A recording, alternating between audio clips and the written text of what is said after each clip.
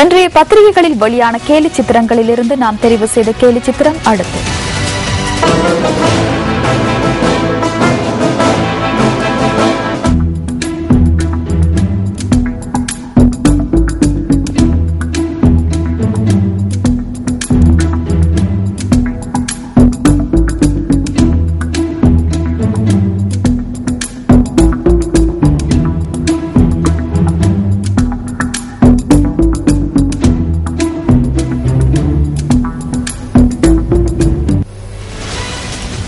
யாழ்ப்பாண பல்கலைக்கழகத்தின் 29வது பட்டமளிப்பு விழா இன்று நிறைவு பெற்றது.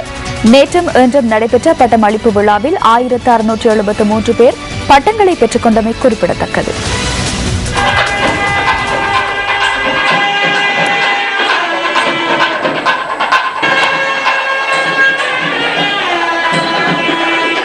யாழ்ப்பாண பல்கலைக்கழகத்தின் கைலாசபதி அரங்கில் 8 அமர்வுகளாக இந்த பட்டமளிப்பு விழா இடம்பெற்றது. இதன்போது யாழ் பல்கலைக்கழக வேந்தர் சிரேஷ்ட பேராசிரியர் மயில்வாகனம் சிவசூரியர் மாணவர்களுக்கான பட்டங்களை வழங்கி வைத்தார். பட்டங்களை பெற்றவர்களில் வவுனியா வளாகத்தைச் சேர்ந்த 411 பட்டதாரிகளும் அடங்குகின்றனர். அருளம்பலம் வெள்ளக்கொட்டி அருணாகரன், பாலசிங்கம் பாலகுமார், ஏப்ரஹாம் ஏர்னோட் தயால். வீதி விளக்குகள் சீராக ஒளிராவிட்டால் குறிப்பிட்ட நகர மக்கள் பல இன்னல்களை எதிர்கொள்வார்கள்.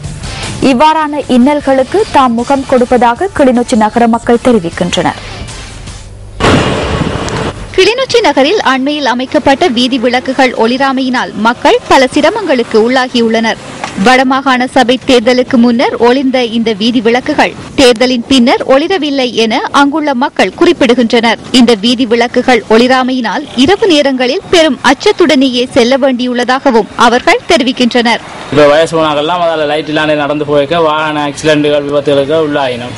மிருகங்கள் அதில் போய் மிருகங்கள்லாம் அடிபடுது. அப்போ வாகனங்கள்லாம் ஆக்சிடென்ட் கூட வர்றதுக்கான அந்த லைட் எரியாதால் கூட வாகனங்கள்லாம் அடிபடுது.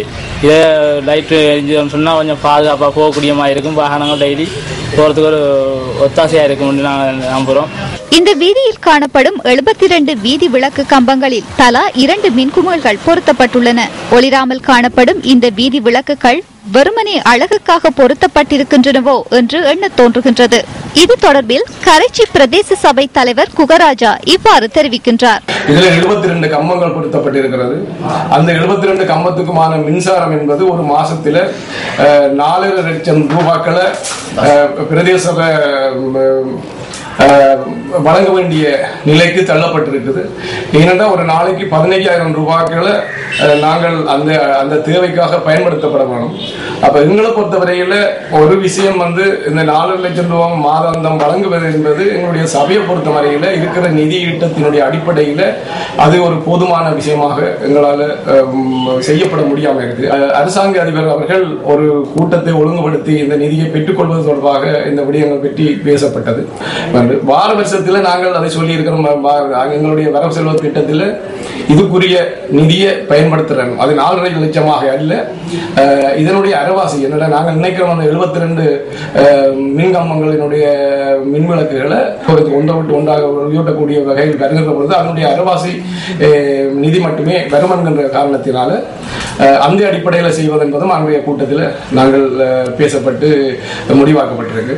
பல லட்சம் ரூபாய் நிதி ஒதுக்கீட்டில் ஸ்தாபிக்கப்பட்ட இந்த அபிவிருத்தி திட்டத்தின் ஊடாக மக்கள் முழுமையான பயனை பெறுவதற்கும் அதிகாரிகள் ஆவண செய்ய வேண்டும் என்பதே எமது எதிர்பார்ப்பாகும். உங்கள் வாழ்க்கை எங்கள் செய்தி. புத்தளம் உடப்பு அருள்மிகு ஸ்ரீ திரௌபதி அம்மன் ஆலயத்தின் வருடாந்த பிரம்மோற்சவத்தின் ரதோற்சவம் இன்று காலை நடைபெற்றது.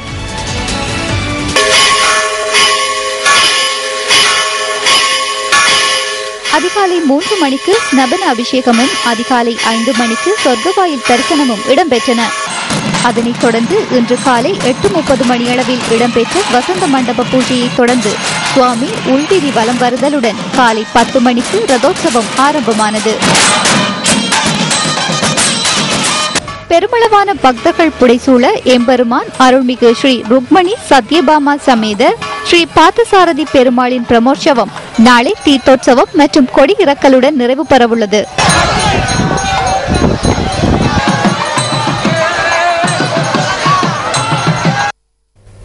அடுத்து சக்தியின் தேடல்.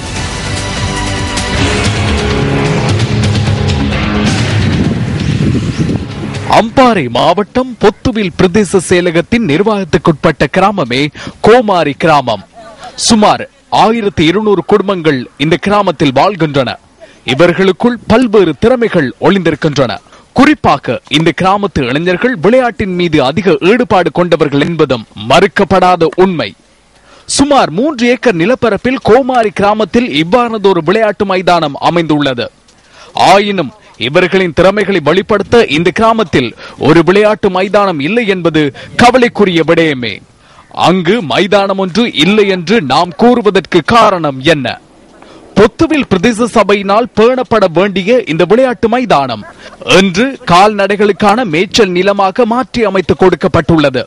இந்த மைதானத்தின் நிலைமை தொடர்பில் பல தடவைகள் பொத்துவில் நகர சபையின் கவனத்திற்கு கொண்டு வந்திருந்த போதிலும் மாடுகளுக்கு அனுமதி வழங்கிய நிர்வாகம் விளையாட்டு வீரர்களை கவனத்தில் கொள்ளவில்லை என்பதே நிதர்சனமாகும். அது மிகவும் செயலிழந்து குன்றும் குழியுமாக காணப்படுகின்றது. இது முக்கிய காரணம் சுற்று மதில் இல்லாத காரணத்தினால நிறைய கிரவுண்ட்ஸில் நிறைய கால்நடைகள் மற்றும் வாகன போக்குவரத்துகள் நடப்பதன் காரணமாக மிகவும் செயலிழந்து காணப்படுகின்றது. இங்கு 5 விளையாட்டு கழகங்கள் உள்ள நிலையில் கோமாரி மெத்தடிஸ்ட் தமிழ் மகா வித்தியாலயமும் இந்த விளையாட்டு மைதானத்தையே நம்பியுள்ளது. குறிப்பாக மகளிருக்கான மென்பந்து கிரிக்கெட்டில் இந்த பகுதி அணியினர் பல வெற்றிகளை ஈட்டியுள்ளமையையும் இங்கு குறிப்பிட வேண்டும். இதாலையும் ரோட் போகுது, அதாலையும் ரோட் போகுது. அப்ப 2 சைட்டாலையும் வாகனங்கள் போறதால அது இன்னும் பள்ளமாக காணப்படுகின்றது. அதனால இப்ப எங்களுக்கு விளையாட இல்லை. இந்த வளர்ச்சி எங்களுக்கு ஒரு வேலி, ஒரு பாதுகாப்பு அரணாக எங்களுக்கு அமைச்சு தரணும். இதுல விளையாடுறீங்களா இல்ல வயல் பூமியான்னு சொல்றக்கூடிய அளவுக்கு ஒரு கேவலமான நிலை இந்த கிரவுண்ட் காணப்படுது. எந்த ஒரு பிரதேச சபை உறுப்பினர்களோ இல்ல வேற அரசியல்வாதிகளோ இந்த மைதானத்துக்கு இதுவரைக்கும் எந்த ஒரு உதவியுமே செஞ்சு தரல. அரசியல்வாதிகள் தேர்தலில் போட்டியிடுற காலங்களில் மட்டும் இதை பார்த்து அது செய்வோம் இது செய்வோம்னு சொல்லிட்டு போவாங்க. அதுக்கு பிறகு வரைய மாட்டாங்க. கோமாரி கிராமத்தின் விளையாட்டுத்துறையின் எதிர்காலம் இல்லாது போய்விடுமோ என்ற அச்சம் இங்குள்ள விளையாட்டு ஆர்வலர்கள் மத்தியில் எழுந்துள்ளது. கால்நடைகளின் எச்சங்களை அள்ளி மைதானத்தை சுத்தம் செய்த பின்னர் தமது விளையாட்டு பயிற்சிகளை தொடரும் இந்த விளையாட்டு வீரர்களின் எதிர்காலத்திற்கு பொத்துவில் பிரதேச சபை பொறுப்பு கோருமா? பொத்துவில் பிரதேச சபையின் தவிசாளரே, இது உங்களின் கவனத்துக்கு. இங்கிலாந்தின் பிராண்ட் பகுதியில் உள்ள வீடொன்றிலிருந்து இலங்கையர் என சந்தேகிக்கப்படும் பெண்ணொருவர் மற்றும் அவரது 2 குழந்தைகளின் சடலங்கள் நேற்று மீட்கப்பட்டுள்ளன. இவ்வாறு சடலமாக மீட்கப்பட்டவர் ஜெயவாணி வாகேஸ்வரன் என அடையாளம் காணப்பட்டுள்ளார். 2 குழந்தைகளை கொலை செய்ததன் பின்னர் குறித்த பெண் தற்கொலை செய்து கொண்டிருக்கலாம் என்று சந்தேகம் நிலவுவதாக பிரித்தானிய ஊடகங்கள் செய்தி வெளியிட்டுள்ளன. குறித்த பெண்ணின் கணவர் வீட்டில் இல்லாத சந்தர்ப்பத்தில் இவர் தற்கொலை செய்து கொண்டிருக்கலாம் என்று சந்தேகம் வெளியிடப்பட்டுள்ளது. 5 மற்றும் 8 வயதான குழந்தைகள் 2 கொலை செய்யப்பட்டுள்ளனர். குறித்த பெண் கழுத்து நிறைவட்டு உயிரிழந்தமை பிரேத பரிசோதனைகளில் இருந்து தெரிய வந்துள்ளது. குழந்தைகளின் பிரேத பரிசோதனைகள் திங்கட்கிழமை இடம்பெறவுள்ளன. நியூஸ் ஃபர்ஸ்ட் செய்திகளுக்காக இங்கிலாந்து மான்செஸ்டர் நகரிலிருந்து விரத்துல்யனகி. உயிரிழந்த பெண்ணின் கணவர் உயர்கல்விக்காக கடந்த 10 வருடங்களுக்கு முன்னர் இங்கிலாந்துக்கு சென்றுள்ளதாக சர்வதேச தகவல்கள் தெரிவிக்கின்றன. கணவர் மற்றும் மனைவி ஆகியோருக்கு இடையில் முரண்பாடுகள் ஏற்பட்டிருந்தாலும் அவர்கள் மகிழ்ச்சியாக வாழ்ந்து வந்ததாக அவர்களின் அயலவர்களை மேற்கோள் காட்டி பிரித்தானிய ஊடகங்கள் செய்தி வெளியிட்டுள்ளன. எவ்வாறாயினும் இந்த உயிரிழப்புக்கான காரணம் இதுவரை உறுதி செய்யப்படவில்லை. ஜனநாயக கட்சியின் மக்கள் சந்திப்பு ஒன்று நேற்று இங்கிரிய நகரில் நடைபெற்றது.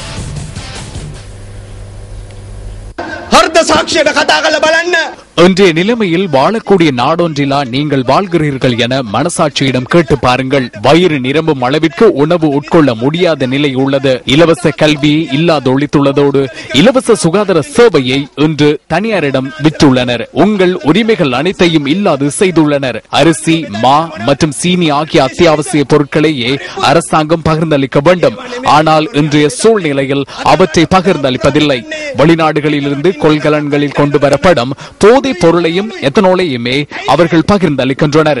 இவற்றை கொடுத்தால் வீடுகள் கேட்க மாட்டீர்கள் என்பதனாலேயே இவர்கள் இதனை செய்கின்றனர். அதே போன்று கல்வி, உணவு போன்றவை தொடர்பாகவும் நீங்கள் கேள்வி கேட்க மாட்டீர்கள் என்பதால் அவ்வாறு செய்கின்றனர். சுய நினைவற்ற சமூகத்தை கட்டி எழுப்பும் முயற்சியிலேயே அரசாங்கம் செயற்படுகிறது. கடைகளில் அனைத்து பொருட்களும் பதுக்கப்படுகின்றன. ஏதாவது பொருளின் விலையில் அதிகரிப்பு ஏற்பட்டால் இந்த நிலைமையை அவதானிக்க முடிகின்றது. அரசாங்கம் வெளிநாடுகளில் இருந்து இறக்குமதி செய்தே உண்ணுகின்றது. தேங்காயை வெளிநாட்டில் இருந்து கொண்டு வருகின்றோம். அவ்வாறு கொண்டு வரப்படுகின்ற பொருட்களுக்கு நாங்கள் வரி செலுத்துகின்றோம். இவை அனைத்திலுமே வீட்டு தலைவி மற்றும் பெண்கள் என்ற வகையில் பாரிய அளவில் பாதிப்பை எதிர்கொள்கின்றோம். ஆனால் நாங்கள் எழுந்து நிற்கும் காலம் வந்துவிட்டது. எமது நாட்டில் பருப்பு என்ற உணவுப் பொருள் ஆடம்பர உணவாக மாறிவிட்டது. இதற்கு பிரபல்யமான கட்சிகள் என கூறிக்கொள்ளும் நபர்களின் பொறுப்பற்ற தன்மையை காரணமாகும். அவர்கள் பொதுமக்களின் பிரச்சனைகளை கவனத்தில் கொள்வதில்லை. எமது நாட்டு அரசியல்வாதிகளுக்கு அவர்களின் சுய அரசியல் நிகழ்ச்சி நிரலே முக்கியமானது. நிதி மற்றும் சொத்துக்களை சேகரிப்பதே அவர்களின் தேவையாக உள்ளது. உங்களுக்கு வழங்கிய உறுதிமொழிகள் அனைத்தையும் மறந்துவிட்டு இவர்கள் தமது சுய அரசியல் நிகழ்ச்சி நிரலில் செயற்படுகின்றனர். இதனால் எமது நாடு ஏனைய நாடுகளுடன் ஒப்பிடுகையில் மிகவும் பின்தங்கிய நிலையில் உள்ளது.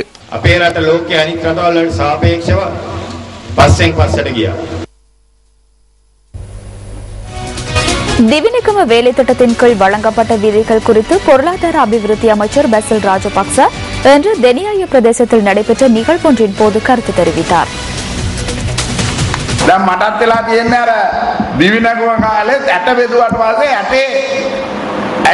திவினகம வேலை திட்டத்தின் விதைகள் விநியோகிக்கப்பட்டதன் பின்னர் அதனை பின்தொடர்ந்து சென்று மண்ணை பதம் பார்த்து நீரை ஊற்றி அவதானிக்க வேண்டிய நிலையே எனக்கு ஏற்பட்டுள்ளது. அது தவறானது என்ற போதிலும் எங்கு குறைபாடு உள்ளவர்கள் விதை முளைக்கவில்லை என குற்றத்தை எம் மீது சுமத்துகின்றனர். எனக்கு தெரியாது எப்படி தவறு நடந்தது என்ன தெரியாது. வெண்டிக்காய் மற்றும் வேறொரு விதையை மாற்றியுள்ளதாக கூறுகின்றனர். ராஜபக்ச குடும்பத்தினர் இந்த விடயம் தொடர்பில் நன்கறிவர். ஏனெனில் நாம் தெற்கில் பிறந்து வளர்ந்தவர்கள். வெண்டிக்காய் விதையினையும் பருத்தி விதையினையும் அடையாளம் கண்டு கொள்ள முடியாதவர்கள் அல்ல. நாங்கள் உங்களை போன்று தெற்கில் வாழ்ந்தவர்கள். ஆகவே இது எமக்கு நன்கு தெரியும். எனினும் அவற்றை செய்ய உங்களின் ஒத்துழைப்பு அவசியமாகின்றது.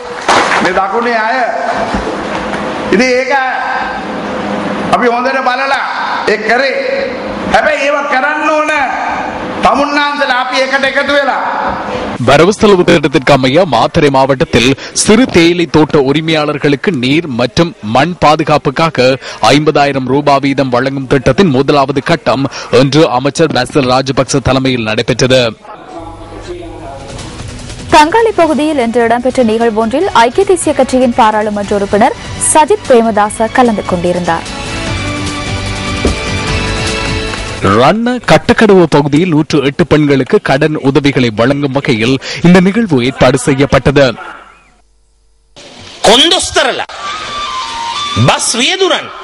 பஸ் நடத்துனர்கள் மற்றும் சாரதிகள் பணத்தை சூறையாடுகின்றமையினால் இலங்கை போக்குவரத்து சபை நட்டம் அடைந்துள்ளதாம். நெத்தலி மீனுக்கு பலி விரித்துள்ளனர். எனினும் பெரிய அளவிலான மீன்களுக்கு பலி விரிக்கவில்லை என்ற நிலையிலேயே நாடு செல்கிறது. இலங்கை போக்குவரத்து சபை நட்டம் அடைவதற்கான காரணம் பஸ் சாரதிகள் மற்றும் நடத்துனர்கள் என கூறுகின்றனர். எனினும் கோடிக்கணக்கான ரூபாய் சூறையாடப்பட்டு அதிக லஞ்சங்கள் வழங்கப்பட்டு அதிக வட்டிக்கு பஸ்களை கொள்வனவு செய்தமையே இந்த நட்டத்திற்கான காரணம் என்பது குறித்து யாரும் கதைப்பதில்லை.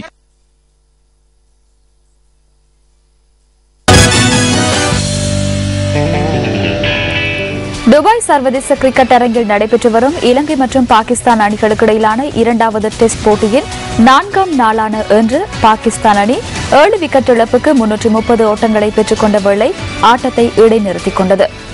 பாகிஸ்தான் அணித் தலைவர் மிஸ்பா உல் ஹக் தனது 6வது டெஸ்ட் சதத்தை பெற்றுக் கொள்ளும் வாய்ப்பை இன்றைய போட்டியில் தவறவிட்டார்.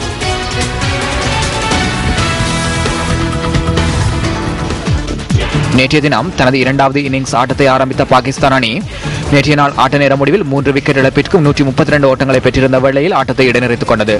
நேற்றைய தின ஆட்ட நேர முடிவில் யூனிஸ்கான் 62 ஓட்டங்களையும் மிஸ்பா உல் ஹக் 53 ஓட்டங்களையும் ஆட்டமிழக்காமல் பெற்றிருந்தனர். 4ஆம் நாளான இன்று 77 ஓட்டங்களை பெற்றிருந்த வேளையில் யூனிஸ்கான் சுரங்க லக்மாலின் பந்து வீச்சில் ஆட்டமிழந்தார். மிஸ்பா உல் ஹக் 97 ஓட்டங்களுடன் ரங்கனஹேரத்தின் பந்து வீச்சில் ஆட்டமிழந்தார். சர்வராஜ் அகமது பாகிஸ்தான் அணிக்காக ஆட்டமிழக்காமல் 70 ஓட்டங்களை பெற்றுக் கொடுத்தார். இன்றைய நாள் ஆட்ட நேர முடிவில் பாகிஸ்தான் அணி 7 விக்கெட் இழப்பிற்கு 330 ஓட்டங்களை பெற்றுக் கொண்டது. இத்துடன் நியூஸ் ஃபர்ஸ்டின் 8 மணி வீக்கெண்ட் பிரதான செய்தி நிறைவு பெறுகின்றது. வணக்கம். Hotline 0114-896-896 www.newsfirst.lk. Feedback at newsfirst.lk.